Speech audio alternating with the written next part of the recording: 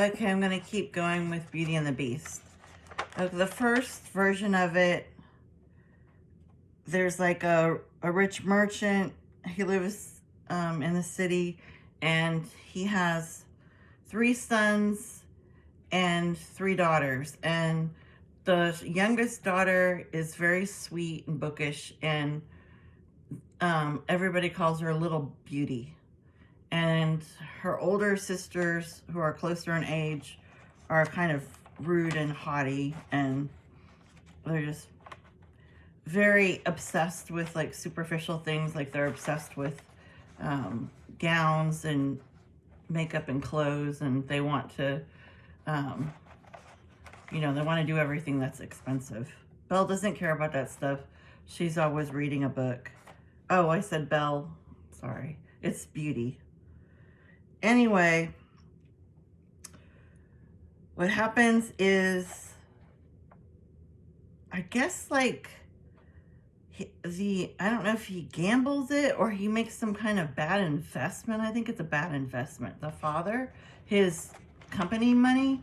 And so he suddenly loses it all. And so they have to move out in the country on this farm, and everybody doesn't want to, and they don't have a choice. And that means they have to work all the time. So Beauty does most of the work, because she really likes the animals, because she's, a fairy tale heroine. So all of them, animals are their best friends. So anyway, how does this go?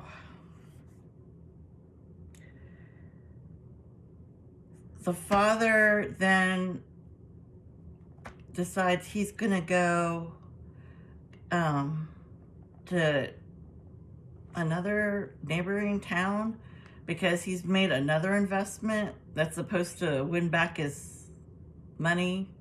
Of course, it doesn't work. But anyway, and so he goes and he's on his way to go do that, and then the older sisters are bugging him because they want him to bring back, like nice dresses or something, because they want to go to this local dance, and they want like anything they could get, like jewelry or just something that costs money. So, but he thinks he's gonna win this investment situation, so he's not in a bad mood about it. Beauty, of course, asks for nothing because, she has her animals. Anyway, when he is walking back from the town that he had gone to, he gets lost, really lost. And so then he sees this like fancy manor, and he goes in there, and there's like nobody in there, but the door's open, and then there's like food on the table, like that's, I guess like leftovers, I don't know.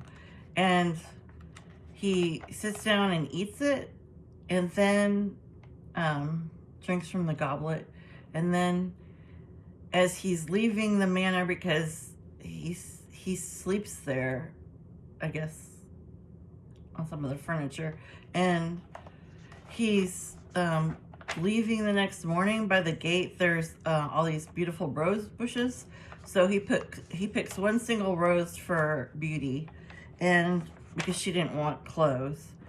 And as he's doing that, suddenly the beast appears, and apparently the beast was put under a spell. And the reason he was put under a spell is there's this evil fairy, and she was in love with him and constantly pursued him, and he wouldn't give in to her. And so she cursed him and turned him into a beast, because if she couldn't have him, she didn't want anybody else to have him. So she thought if she made him like that, nobody would, want him. So, but he's still wealthy and has that whole place. Anyway, but he stays away from people for obvious reasons. So the whole estate thing is kind of weird because it's like he's a little controlling and like doesn't want her to ever leave the perimeters. He doesn't want her to go anywhere near other people because he's worried that she'll never come back. And to keep her occupied besides her books in the gardens, he gives her this mirror, and it's a magic mirror, and if she can look in it and she can see her family in their farmhouse. So it's like, I guess it's like it's not time travel, it's like, I don't know, like I guess you can just tell the mirror what you want them to show you, and it does. I guess that's kind of like the mirror in Snow White, a little. Anyway, he kind of treats her like she's a little bit like in a soft cage, kind of, because he is always sort of monitoring where she is and stuff. And every night they eat dinner together, and for some reason every night he asks her to marry him, and every night she says no, but nicely. And then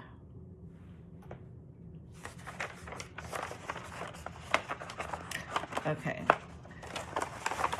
I forgot to say, when the father picked the rose and the beast came up and confronted him, the beast was like, I guess was gonna like really,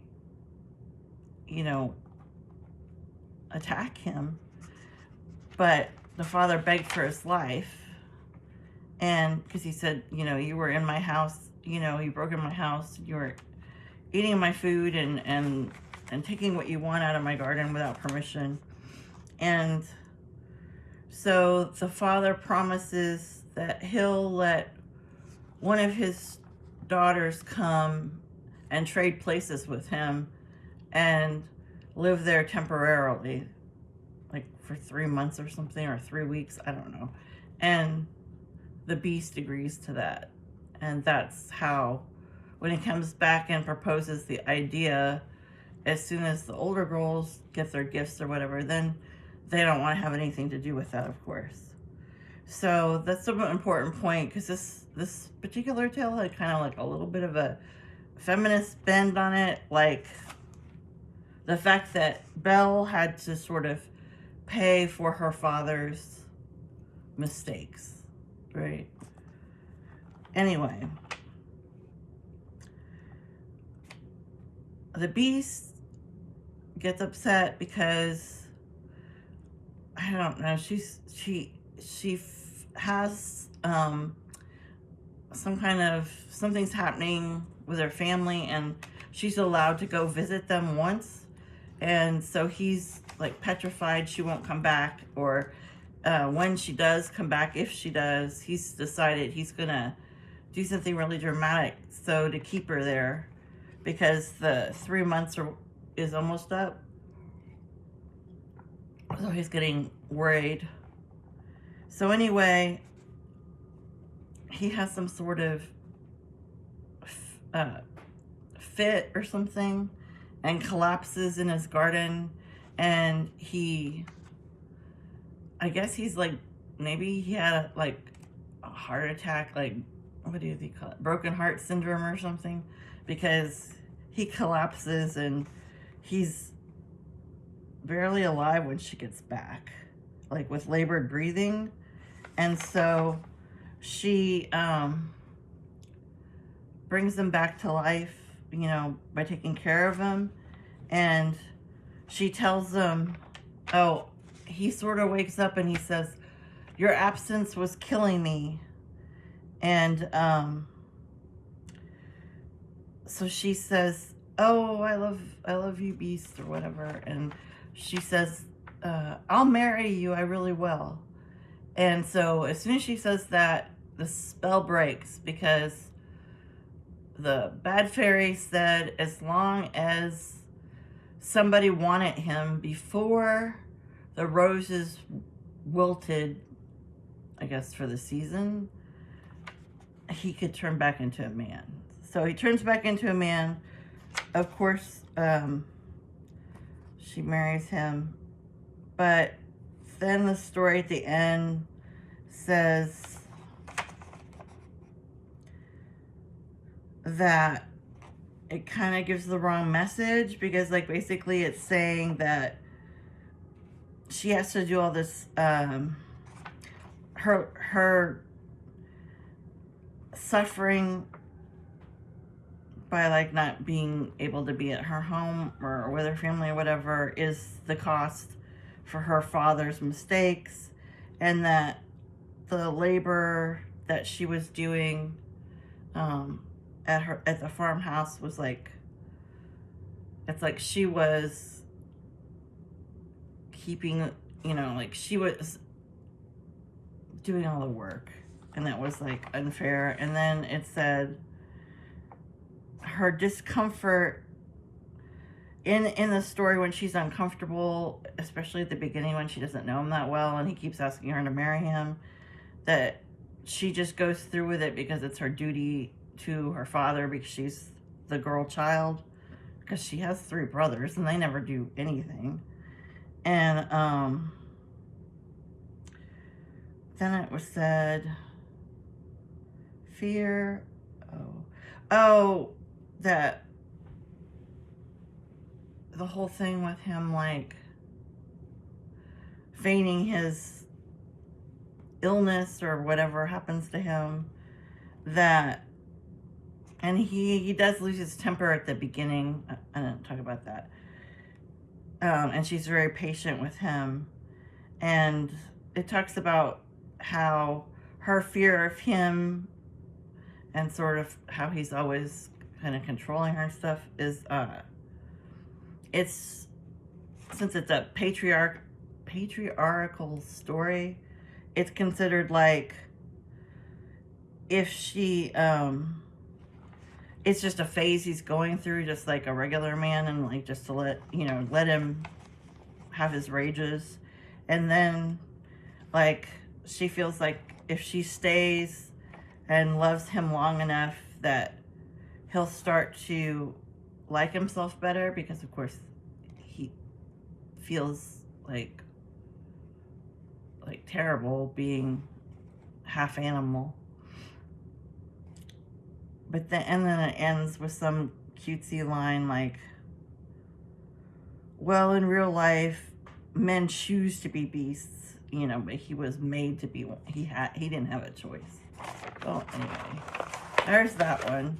Okay, and then it talked about, there's this real life couple at that time, like when the story was, this is how the author got the idea, is that in the royal court, they had Henry II, somebody else gifted him this man who looks like I guess like a lion. Like he has some kind of disease. Let's see what it's called. I don't know. Congenital hypertricycle, which is super rare. There's only been 50 cases of it in the whole world. And he lives on Canary Island. And like I said, he's all covered in, he kind of looks like Chewbacca. I mean, a little less than that, but the general idea. And they call him a wild man. So anyway, he's gifted him as himself, because he's treated, of course, really poorly. Like, I think his parents or whoever's his guardians, they put him in a cage, like when he's growing up, and they give him raw meat to eat because they think he's a beast. That's what they call him. His name is Petrus Bravo. I don't know, Gonzalez, maybe? And this was in the 16th century. So in the court of Catherine de Medici, which I have heard of her, she also, oh wait, is that the next story? No, that's part of, she also wants, she tells Henry she wants one for herself. Like they call him, like, I don't know, like a wild man. She wants her own wild man in her court. Because what ends up happening is he actually wants to be part of society, and Henry likes him so much. He makes his own food, and he doesn't have to be locked up or anything. And he's even allowed to wear like royal clothes and stuff. So he dresses up just like everyone else in the royal court, and he gets a good reputation because I guess he's fair and stuff. I mean, I don't think he has like an official position there. It's just they consider him part of the court. So this is France, by the way. Okay, so she wants, and the reason she wants him is because she wants to, I guess, breed him with a regular woman without that condition. And she wants little court, she says she wants hairy court children. Like, I guess it's kind of like jesters, like, or like a little bit of a freak show. Like they want to have this sort of exotic creature, but everybody thinks like anything little, like kids or little kittens or puppies are cuter than like a grown-ass adult. So she wants him to do this. So I guess he goes there, and he's married off to this woman of the court. She doesn't have a choice, as it's like medieval Europe, and she's not happy about it, that's for sure. And they end up having 7 children. 3 of them are born normal, and the other 4 have the same condition he has. So the royal lady gets what she wanted. She gets the little furry children. And they even have portraits done of them, like the king and queen or whatever. And so they then start sending them to different royal courts, like I said, to be sort of shown off. And they're called the Wild family because of the way they look. And they're called by Catherine, it's not very nice, her royal pets. Anyway, he's considered captured but not free. So some guy wrote a whole biography all about him, but it's kind of like really, this part's kind of really super sad, is like when he's dying later in life, they won't give him last rites, because the priest won't give him last rites because he's not considered a really human. This is like terrible. Anyway, that's that story.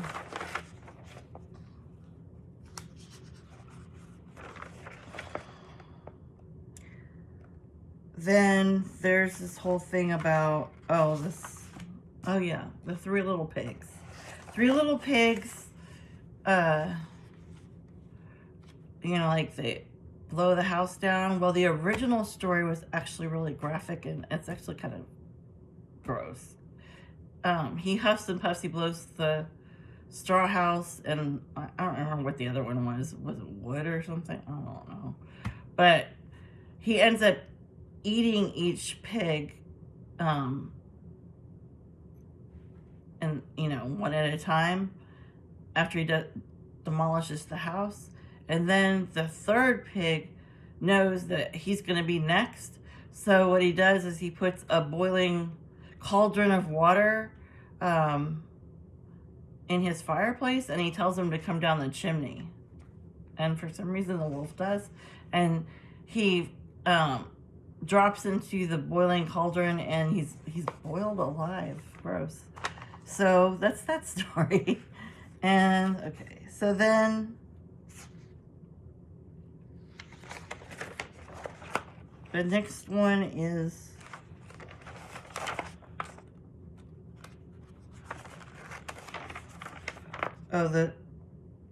Oh, we did Cinderella. Hold on.